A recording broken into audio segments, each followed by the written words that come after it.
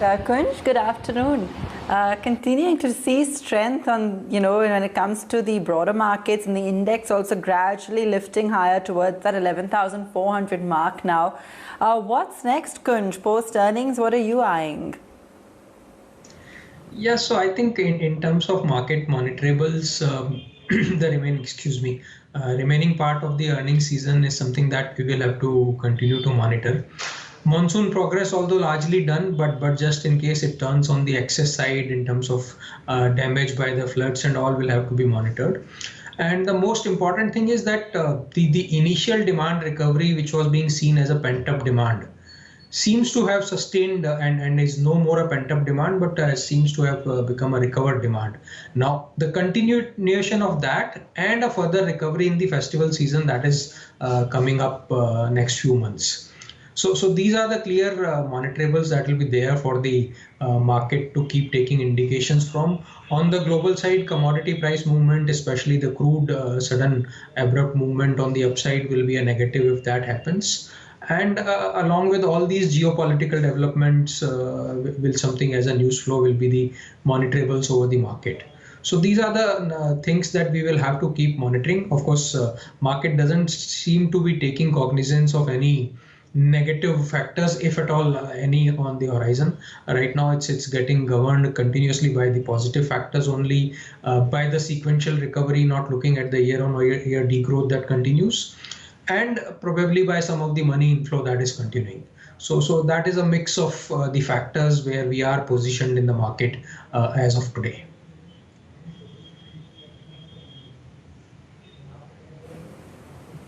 The way the market has been, or rather the way the auto as well as auto ancillary names have moved, and we've been talking about this, almost on a daily basis, the kind of moves that you're seeing on a Motherson Sumi, on a Bharat Forge, or for that matter, it's not just tractors anymore, but even some of the two-wheeler names, Hero MotoCorp, Bajaj Auto, for instance, they're all seeing a lot of traction. I guess the market is anticipating not just pent-up demand, but heightened activity closer to the festive season.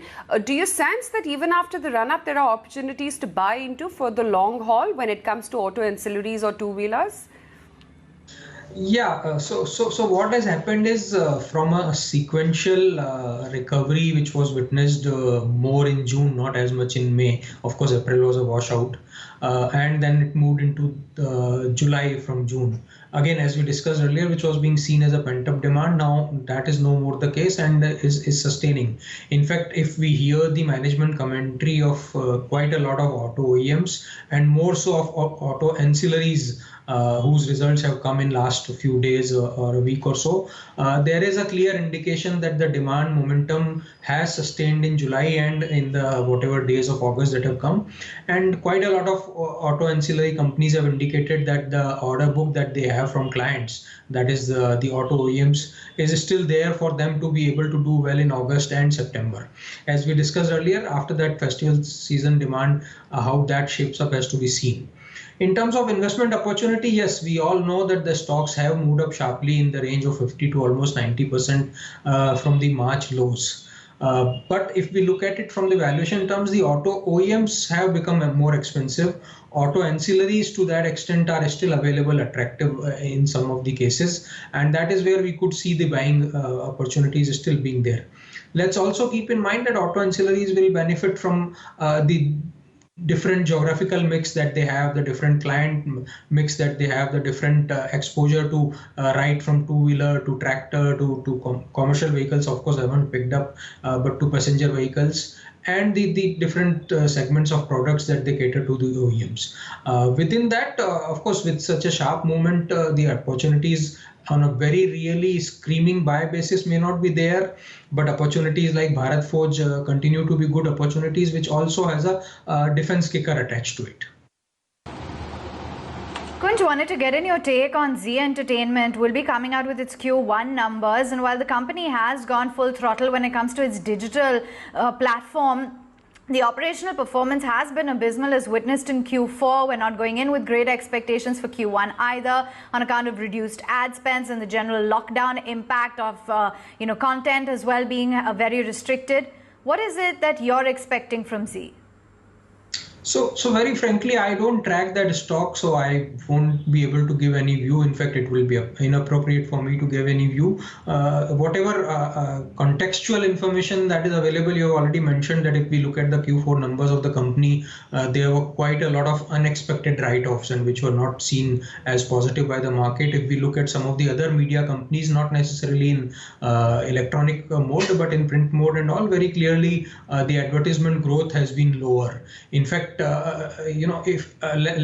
it's quite a bit of contradiction that if we look at the results of the companies from FMCG sector, from other consumer durable sector and all, we have seen they having been able to protect their margins because they went low on the advertisement expenses because they did not see the demand happening.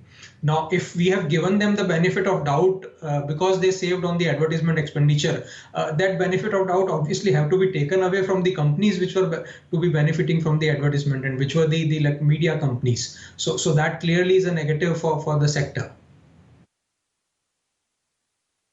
Kunj, let me get your takeaway on that or follow up in terms of, the banks, whether it's wise to steer clear, what's really happening next after this whole round of fundraising. We've seen the banks a little quiet. Yeah, so I don't think by saying some exotic words and phrases, your view necessarily becomes right. Banking has been part of the whole world economy for years together. And it is very well known how they operate. It is a very well known business model that yes, they do raise capital, which they leverage to raise further capital and they lend.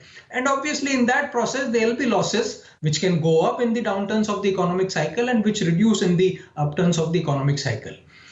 Within that, you make money, a part of which you continue to use by reinvesting and growing the business. And along with that, if the growth rate of the economy as well as your own bank business model is higher, you do need more capital and you do raise more capital. So as I said, I don't necessarily subscribe to these views by exotically putting and very high expression oriented that the banks are bad businesses and all. If banks are not there, the economy won't be there. If the money lenders are not there, if the intermediaries are not there, then nobody will be able to pool their savings. They won't be able to be used for the economic growth. They won't be available to be reinvested in everybody will be sitting at their home with their own money, not knowing what to do, and there'll be no economic growth.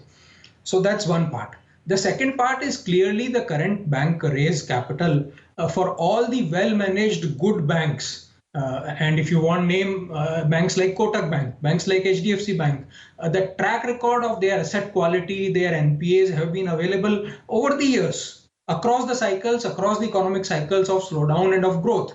And they have been quite reasonably within well-managed limits of the asset quality of NPAs that could be on a gross or on a net NPA basis. So the strong institutions like these who are raising capital in the current market, first of all, it reflects very highly on the business model, on the management capability, on the ownership quality of these banks, that people are still willing to give them money.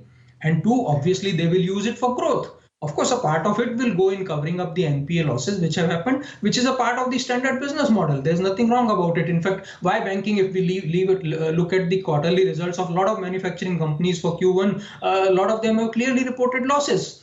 Because there was no sale, there was degrowth to the extent of 30% to 70%. Some of them could cover up by reducing costs on advertisements, by reducing distribution costs and things like that. Some other business models did not have that flexibility. They have not been able to control the cost to that extent and have reported losses. So why single out banking?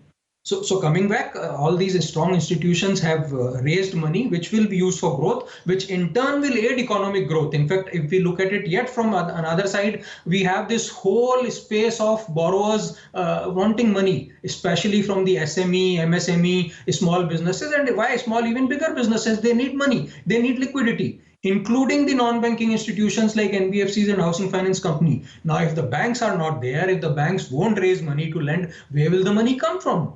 And as a result, where will the economic growth come from? So I don't think there is anything wrong with the Indian banking system or with the global banking system. There's nothing wrong with the good, well-managed quality banks. There's nothing wrong with the capital being raised. It is being used. It will be used for the growth that will happen. And that is what we will see. And in my view, that is what market is taking cognizance of. Market is the biggest god in my view. That's one thing I've learned in the quarter century of my experience. And market wouldn't have been going, of course, the corrections may come, market may correct itself to some extent, but market wouldn't have gone up 50% from the March lows had it not been seen the kind of sequential recovery that has been happening, and that is likely to happen. So my view continues to remain positive. A lot of good banks, in fact, amongst the recommendations, if we talk some of them, amongst the relatively higher valuation oriented bank, Kotak Bank is one of the very good picks. If market corrects in the short term, there could be correction, but for medium to long term investor, it continues to remain a good investment. ICICI Bank has recently raised capital, so that gives a lot of cushion to it. So amongst the relatively lower valuation oriented stocks, ICICI Bank is another good pick that is there, and people should remain positive on that. PCL is quite the buzzer today. Kunj, where do you stand in this entire PSU theme? Yeah, so multiple things in case of financial performance. Very broadly, in general, we haven't seen anything happening over the years. Specifically, if within PSU, if we talk of the banking sector, if we talk of some of the select power companies and some of the commodity companies. So that's on the financial performance. The same, of course, has reflected in their share price performance also. Quite a lot of stocks have been consistent underperformers over the years. I mean, it's not a matter of 1 year, 2 year, 3 year. If we take anywhere from 4-5 years and even longer. So that continues to be the case. Some of them are good dividend yield plays. Wherever the share price doesn't go down disproportionately post the payment of dividend. So dividend yield, when we talk, this is the most important thing to be kept in mind, that your capital shouldn't erode more than the dividend that you have received. So that continues to be the case. Having said that, because of the lack of clarity from the owner, that is from the government of India, about the future plans, the underperformance has been there. In my view, will continue to be there. Recently, there has been a lot of buzz around the divestment, specifically BPCL name that you were mentioning. My heart wants that to happen, but somehow my head says that I don't know whether it will happen or not, given the kind of continuous extension of dates that we keep seeing and hearing, given the kind of complications that are involved, given the kind of lack of interest that suddenly has gone into the energy space, more so into the oil space. So all those things. So as a result, these become, let's keep in mind, very good trading bets. So all those market participants who can trade them smartly, get in at the right time, get out at the right time, actually go short at the right time, should continue to participate in such stocks. But all those investors who really want to sleep on their portfolios, who want to build low risk, low return, or rather risk adjusted return oriented medium to long term buy and hold portfolios, will not reach anywhere by buying into these companies and holding on to them.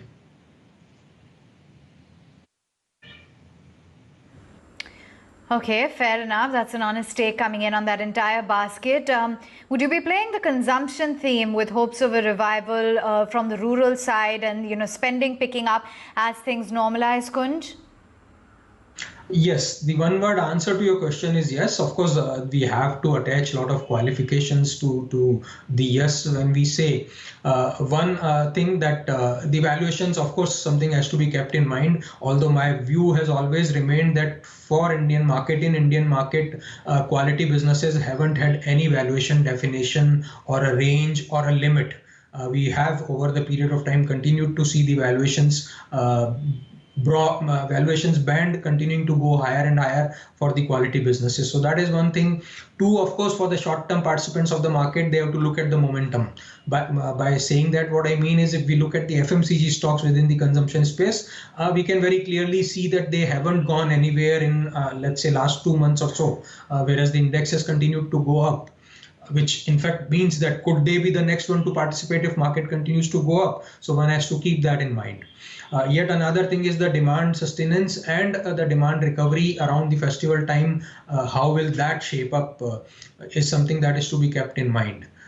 But given the fact that largely from the consumption space, we have quality businesses with good cash flows, good margins, good return ratios, quite a lot of them net cash flow generating businesses, and the consumption theme can spread across multiple spaces. So we have FMCG within consumption, we have durables within consumption. If we want, we can classify, let's say, agrochemicals and pesticides within that consumption. Of course, that consumption is related to the cropping. Then we can probably extend the digital businesses, the telecom businesses within the broader consumption theme. We can probably bring in automobile also within the broader consumption themes. So yes, my view on all these remain positive. As I said, one has to look whether one is participating for the short term, and as a result, is he with the momentum or against the momentum? And one has to look at the valuation comfort if one wants to look at that.